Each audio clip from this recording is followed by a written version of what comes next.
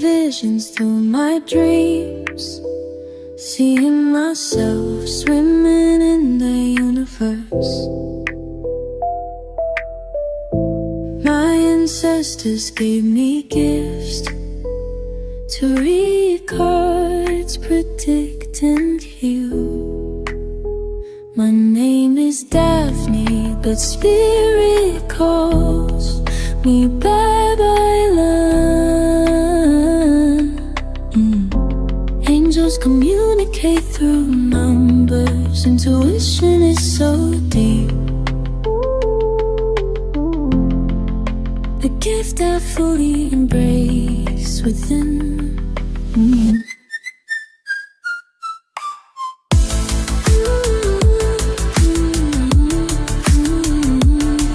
Hi everyone, welcome po sa inyong almost personal reading. I want you to know that this is a general reading. You may resonate with the entire reading or baka konti lang, no? Take what's only yours. Gusto ko rin pong sabihin sa inyo na this is a timeless reading. Whenever you find a video, the message is also meant to find you. Ayan, tingnan natin ang mga nakapaligid. Pasensya na, na-distract ako. Parang may tumunog sa AC. So, tinitingnan ko ngayon yung, yung parang box. Hindi ko alam kung ang tawag doon yung nasa labas. Yung parang, di ba sa PC, merong baka umaapoy na. Well, either way, wala naman. Let's check. Kasi ang init na, di ba? Yung mga wala sa Pilipinas, mainit na ngayon, actually. Kung mga nakaraang araw, medyo may lamig pa, di ba nagyayelo pa nga sa Benguet. Ngayon mainit na dito sa Manila. So tignan na natin, either way, na-distract talaga ako doon. With the 7 of Wands, the 3 of Swords, and the Justice. So, talaga ba? Feeling ko may babawi. Babawi kasi alam niya nasaktan ka. Babawi kasi alam niyang medyo hindi maganda yung ginawa niya. Medyo hindi talaga maganda. So with the 3 of Swords, parang napaiyak ka nito. Kasi 7 of Wands ngayon, parang nag-strategize siya, no? Paano kaya ako hihingi ng tawad? Paano kaya ako babalik sa buhay niya? Parang ganon, with the 7 of Wands. Kasi the Justice card is, paano ko magsasorry? O baka naman kasi gusto nito mag-sorry without saying the word. So parang nag-strategize siya, paano ako babalik sa buhay nito? Nang hindi ako, ha? Gusto mong bumalik sa buhay ng isang tao pero ayaw mong mag-sorry, in verbal. Ganda mo naman or ang pogi mo naman. So with the 3 of Swords clarified with the Moon card and the Ace of Wands, nakikita natin dito na I feel like nawala yung passion or naging cold si person. Yun yung naging natin bubog, no, dito sa relationship na ito. May mga pagkakataon siguro kasi with the Ace of Wands, baka kulang sa bembang, no? Or hindi na nabebembang, no? Kaya nagtampo tayo. So, meron naman talagang ganon, 'di ba? Usually kapag kasi kahit anong gender naman, kapag minsan hindi na pagbigyan, no, syempre sumasama ang loob. Tapos pag tumatagal, ayan, umaarte na. Meron nang sinasabi, meron kayatang iba blah blah blah. So ayan, hindi ko alam baka may nagselos, no?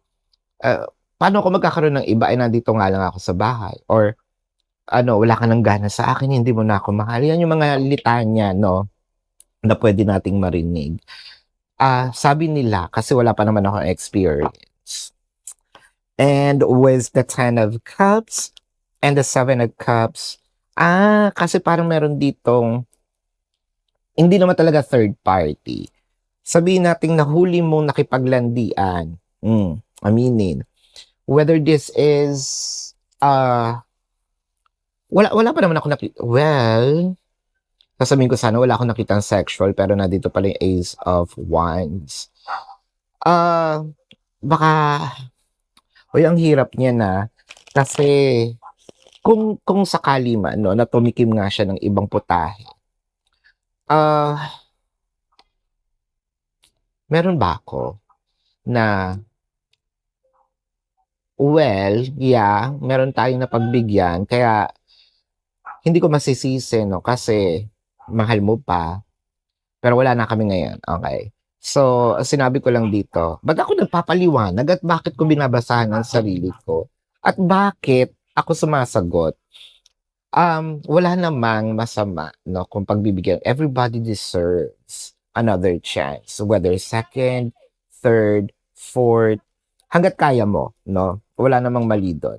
Pero kung talagang medyo, alam mo, sobrang sakit na at apektado na mental health mo, tama na 'no. With the Ace of Cups, the Tower, and the Five of Cups. So, parang nakita natin dito lumayo ka.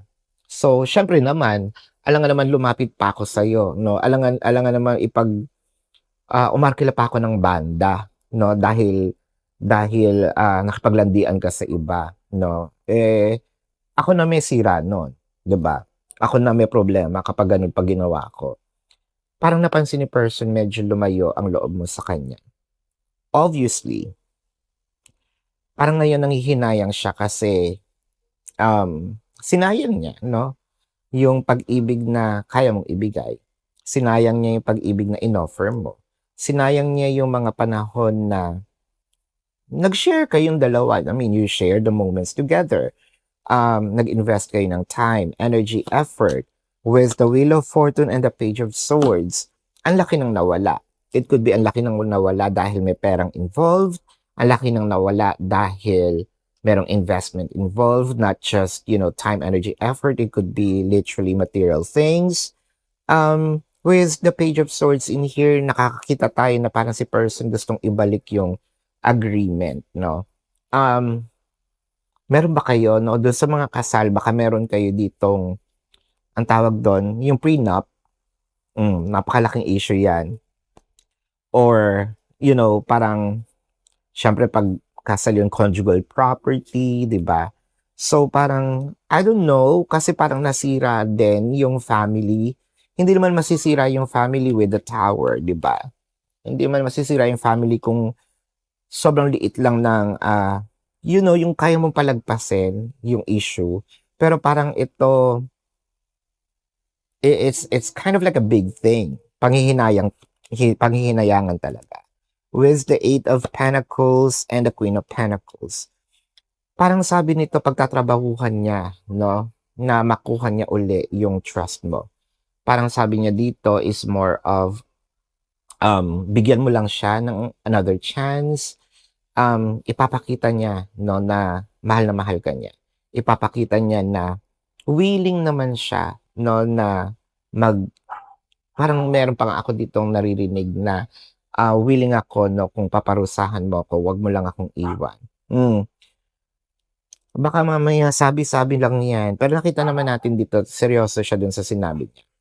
Pero ang tanong, kahit seryoso ka, baka mamaya, no, meron na naman dyan tukso. So, ganito lang tayo ng ganito. Pero hindi naman daw, alam mo, para akong sira. Kinakausap ko yung sarili ko. Nagka-create ako ng tanong sa sarili ko, sinasagot ng card, of course, hindi nyo yun alam. Hindi nyo yun nakikita. Pero, hindi naman siya sagot ng, yung nababasa, no, parang comics. Parang yung energy, kasi nakikita ko yung cards, parang binabato sa akin yung sagot. I cannot explain. Pero either way, seryoso naman daw.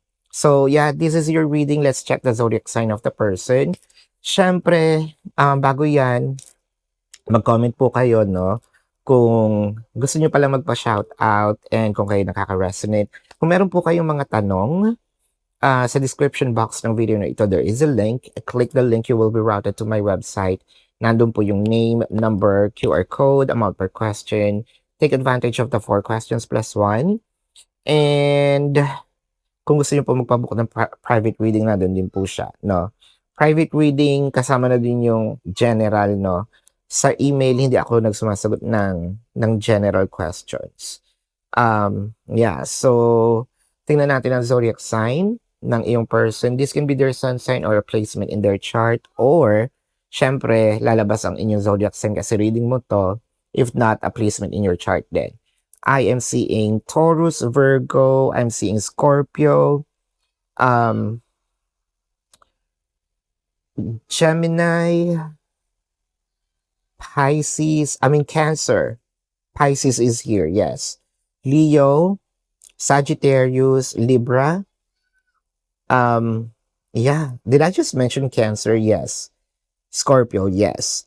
This is your reading. Maraming salamat. Love and light. Namaste. See you po sa susunod na readings. Goodbye.